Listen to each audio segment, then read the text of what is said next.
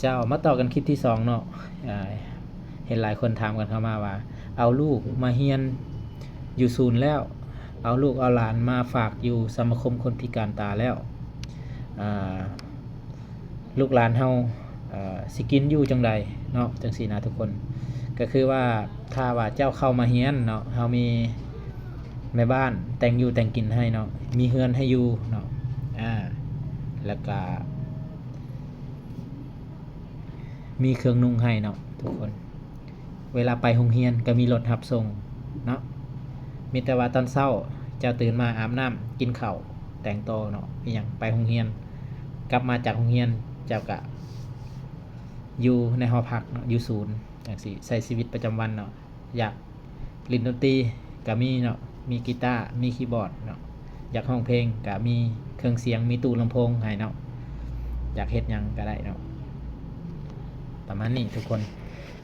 เห็นหลายคนถามว่าโอ้ว่ะไปอยู่ศูนย์นี่ไปอยู่สวรรค์นี่เขาสิทิมลมน้องของว่าสิไปขายสิไปฆ่าบ่แม่นเด้อทุกคนเด้อพวกเฮาศูนย์คนพิการแม่นมีใบทะเบียนข้างแน่เนาะเฮาสร้างตั้งขึ้นมาถูกระเบียบกฎหมายเนาะเพราะว่าสมาคมเฮาช่วยเหลือคนพิการตาโดยเฉพาะ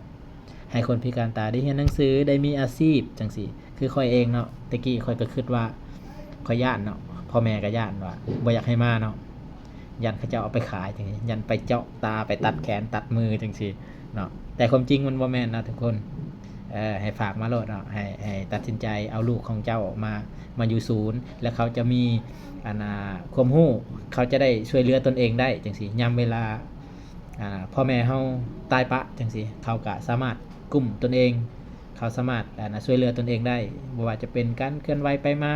เฮ็ดอยู่เฮ็ดกินอีหยังต่างๆจังซี่หาเงินหาคำเขาก็กุมตนเองเนาะคือหลายๆคนเห็นในคลิปมันแหละคือน้องแก้วตาน้องสุรินทร์บอกอะไรกับคนอื่นๆที่เฮาถ่ายลงเนาะเขาเจ้าก็สามารถช่วยเหลือตนเองได้เขาเจ้ามีความสุขเขาเจ้าอยู่ศูนย์เนาะเขาเจ้าได้อยู่ได้กินและทุกๆมื้อจะมีแขกผู้ใจบุญมาเลี้ยงอาหารเอาน้ำหวานเอาข้าวนมเอาทุกสิ่งทุกอย่างเนาะอาหารการกินมาให้ข้าวจอกข้าวจี้จังซี่เนาะเฮาก็จะได้กินอาหารดีๆแล้วก็เฮาก็จะมีวิชาความรู้จังซี่เนาะผู้ใดเป็นคนพิการตาที่กำลังเบิ่งหรือว่าฟังวิดีโอเฮาอยู่เนาะก็อยากให้ตัดสินใจเข้ามาอยู่ศูนย์เนาะเพื่อถ้าอยู่บ้านก็เป็นภาระของพ่อของแม่พ่อแม่ก็ตื่นเช้ามาก็เฮ็ดอยู่เฮ็ดกินก็แต่งพาข้าวให้เฮากินเฮาก็บ่ได้เฮ็ดหยังเฮาก็อยู่ซื่อๆนั่งอยู่ซื่อๆบ่ได้ไปไสจังซี่เวลาเฮาอยู่บ้านถ้าเฮามาอยู่ศูนย์เฮาได้เรียนรู้หลายอย่างบางคนมีโทรศัพท์ใช้เนาะคือข่อยก็มีโทรศัพท์ใช้จังซี่หาเงินเอาได้เงินแล้วซื้อสามารถใช้ได้จังซี่เนาะเวลาผู้ใดเนาะถ้าหากว่าคนพิการตาคนใดสามารถร้องเพลงได้จังซี่ยามบุญสงเฮือบุญพระธาตุโพนพระธาตุอิงหังจังซี่เจ้าร้องเพลงเก่งเฮาก็พาเจ้าไปเนาะ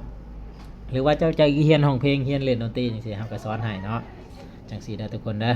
มีแต่ว่าขอเพียงตัดสินใจเข้ามาอยู่ศูนย์เนาะถ้าว่ามีเด็กอายุเริ่ม 6-7 ปีสำนี่ก็แฮงดีนะทุกคนเนาะแต่เพราะว่าให้เขาเจ้าเรียนรู้แต่ยังน้อยเขาเจ้าจะซึมซับจือได้ง่ายเนาะทุกคนถ้าว่าอายุหลายจังซี่เขาก็เอามาเรียนนวดจังซี่เรียนการเคลื่อนไหวไปมาเรียนใส่ไม้คนเท้าขาวจังซี่การไปกันมาเขาก็จะได้เรียนเนาะเวลาเขาอยู่ศูนย์เขาขึ้นรถลงรถจังซี่เขาก็เรียนรู้เนาะการนำใส่ไม้คนเท้าขาวเขาเป็นคนพิการตาเป็นคนตาบอดเขาต้องใส่ไม้เวลาอันนั้นเดินทางไปมาเนาะใส่ไม้นำทางเวลาเขาเตาะไปเตาะมาจังซี่ถ้ามีสิ่งกีดขวางอยู่ทางหน้าเขาก็จะฮู้จังซี่นะเนาะจะไหนก็ขอบใจเด้อพ่อแม่ผู้ปกครองที่รับชมและฟังฝากทุกคนแชร์ออกไปเนาะให้